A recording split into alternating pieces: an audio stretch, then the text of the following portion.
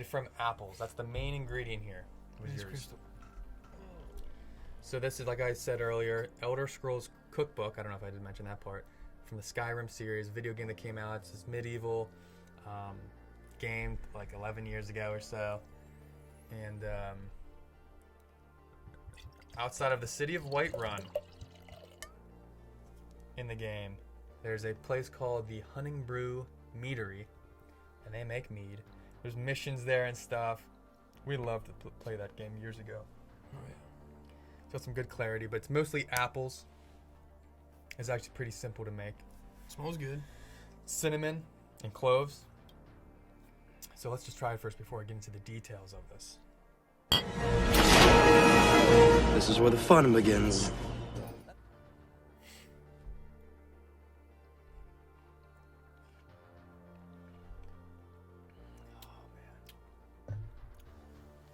It's a good one.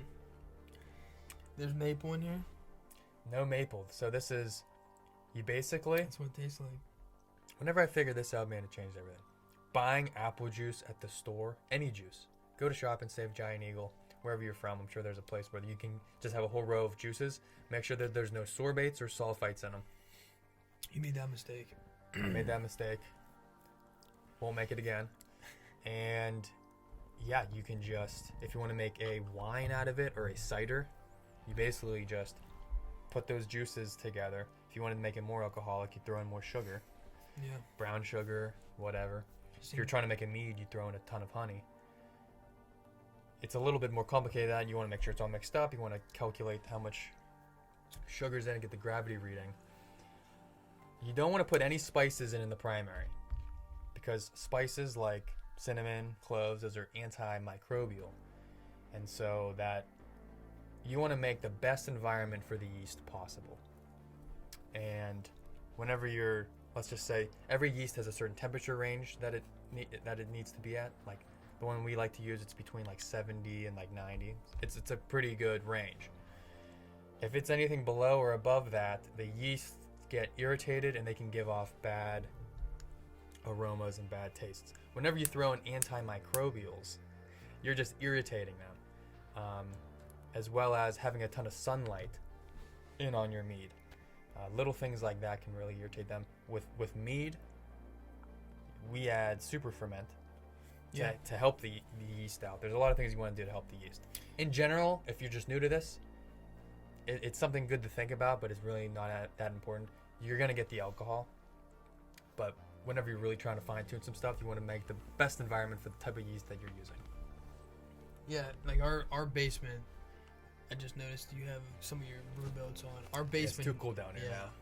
So a lot of our meads, I was just telling this one guy, there's a place called Country Wines near us, and I was telling him, like, a lot of our meads take a while to brew because our environment, the only place we can brew is our basement. So, like, there's nothing else we can really do about that. But I think buy a brew belt for each one. Yeah, in the brew belt, you just plug it in. It just gets your brew to, like, 90 degrees or something like that. I'd say between 70 and 90. It just heats it up enough.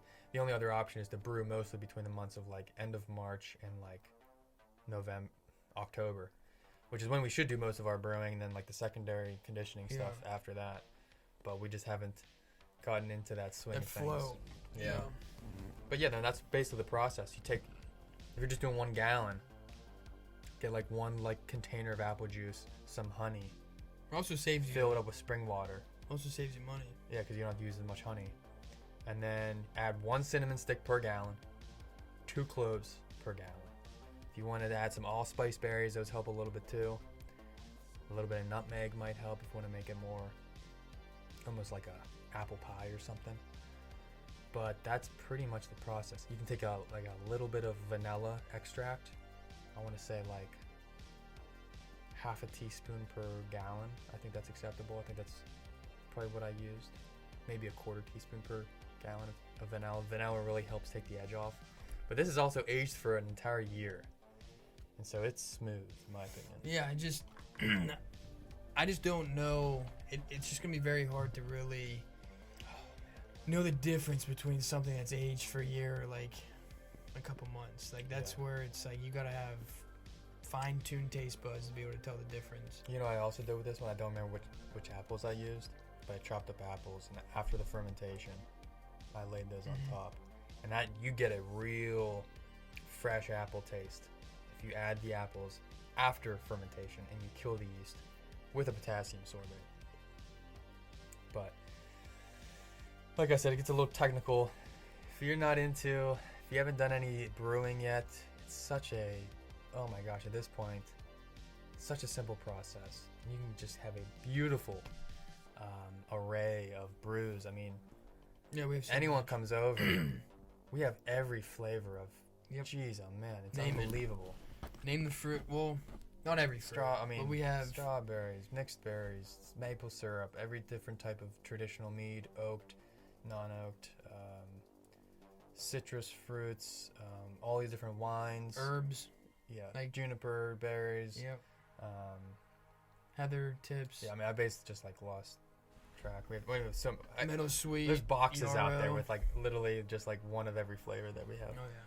But yeah, so it's a great brew, the Honningbrew Mead. Out of all the Skyrim ones, well, that's hard to say because I like the juniper berry as well. Yeah, juniper berry is one of my favorite ones.